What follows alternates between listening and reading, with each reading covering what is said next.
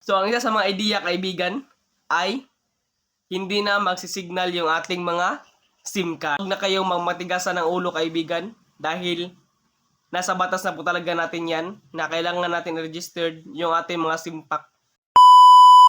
Hello, kaibigan! Ayan. So, welcome back to my YouTube channel and welcome back, kaibigan. Ayan. So, in this video, is bibigyan ko kayo ng mga idea kung anong mangyayari kapag hindi natin na-register yung ating mga SIM card. Ayan. Kahit anong SIM card, kaibigan, may Smart, Dito, Gomo, or Globe, ay maaari pa rin niyang ma-deactivate, kaibigan. So, ayan, kapag mag-deactivate, kaibigan, so, bibigyan ko yun ng dahilan ko or mga paraan kung ano ba yung mga mangyayari sa ating mga cellphone kapag hindi natin i-register, kaibigan. So, ang isa sa mga idea, kaibigan, ay hindi na magsisignal yung ating mga SIM card. Ayan. So, alam naman natin kapag hindi siya magsisignal is wala na talaga siyang kwenta, kaibigan. So, ang isang paraan na lang dyan para gawin, kaibigan, or para mapuslan, ay itapon sa basurahan. Joke lang. Bito, kaibigan, pag once na hindi natin na-register, ay isa sa mga parang palatandaan po niyan is hindi na po siya magsisignal, kaibigan. So, wala na pong signal bars na nakalagay. Ayan. So, yun, kaibigan. Pag mangyayari po yun, kaibigan, ay alam na po natin na inexpired na po siya ni SIM card company. Kaya yun, kaya wag nyo na pong aksayahan ng oras yan, kaibigan. So, sayang lang yung oras nyo dyan sa pag-aantay na magka-signal yan, kaibigan, dahil hindi na talaga yan magkakasignal, kaibigan. Dahil kasalanan nyo na rin naman kasi hindi nyo na-register, kaibigan. Ayan. So, di ba, kailangan talaga natin dapat i-register yung ating mga SIM pack, kaibigan, kasi kasama na po yan sa batas ngayon na kailangan mag-register ng SIM pack kapag bibilhin natin to within the due date ng signal or SIM card na binili natin, kaibigan. May due date kasi yan, kaibigan, or ilang taon. Kapag isasaksak natin yan sa cellphone natin at hindi natin register, so yun, magkakaroon na po yun o magrarana po yan ng system doon sa company na yun, for example, Smart. So, madidetect na po nila agad na ginagamit na po itong SIM pack na to at hindi pa rin i-register hanggang ngayon. So, yun, mag-indicate na po yun na pwede na po nilang deactivate po yung cellphone na yun. Yung SIM pack na yun. Ayan. So, ang iba pang dahilan, kaibigan, so based to sa aking experience, kaibigan, ang isa sa mga dahilan talaga, kaibigan, kapag hindi ma-registered yung ating SIM pack is hindi na po siya maloadan. So, yun, hindi na po siya maloadan, kaibigan.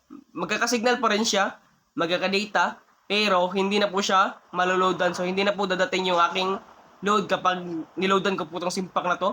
So, yun. At saka, ang tanong po kung saan po mapupunta yung load nyo, ay doon po mismo sa company, or I think mababalik po sa may-ari, ganyan. So, sa case ko is nabalik po siya sa may-ari, kaibigan, sa nag-load sa akin, ganun. Kaya hindi siya pumasok sa account ko. Yung nakalagay po is unregistered po yung account or expired na po siya, kaibigan. Kaya yun yung nangyari sa akin. Kaya kung kayo, kaibigan, ay wag niyo po yang gayahin yung ginawa ko na hindi ako nag-registered, kaibigan. At yun, na-deactivate talaga siya, kaibigan. Kaya yun yung nangyari sa akin, kaibigan. So, ang pinaka-worst po nga nalaman ko po mula sa kaibigan ko na hindi siya nag-registered, kaibigan, ay ito po yung sasabihin ko sa inyo ngayon, kaibigan. Napaka-worst po talaga nito, kaibigan, dahil itong SIM pack niya is unregistered po within the due date po ng expiration date po ng company ng Smart. Ayan.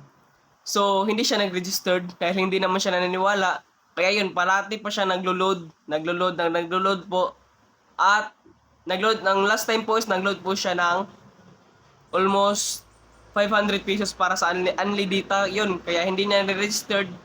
At pumasok sa SIM pack niya yung load po na 500, pero ang nangyayari po pag asterisk po niya ng asterisk 123 ay walang promo kahit isang lumabas, kaibigan. So, yun yung nangyari sa kanya. Kaya, yun.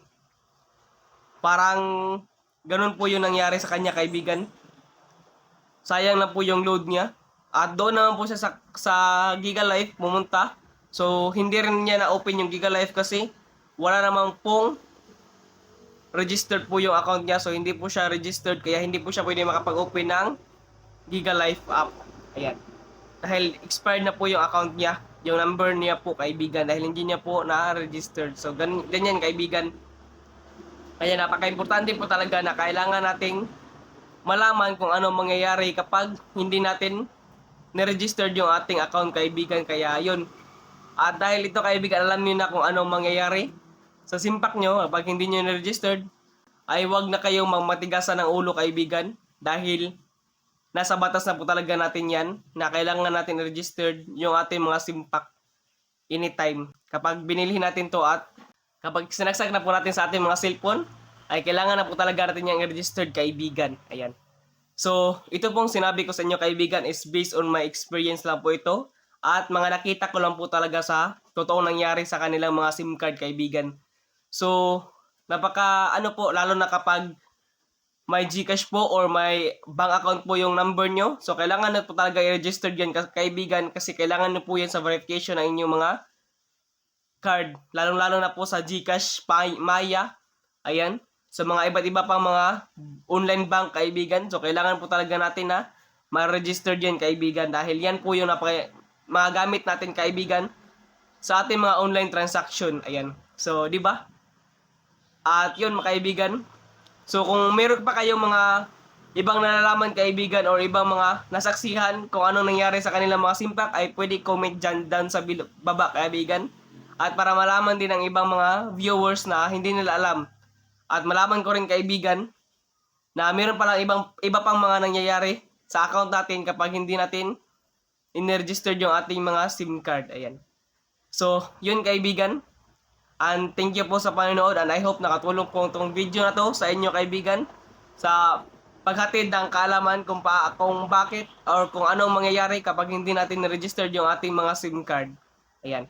So thank you po talaga sa panonood kaibigan and God bless.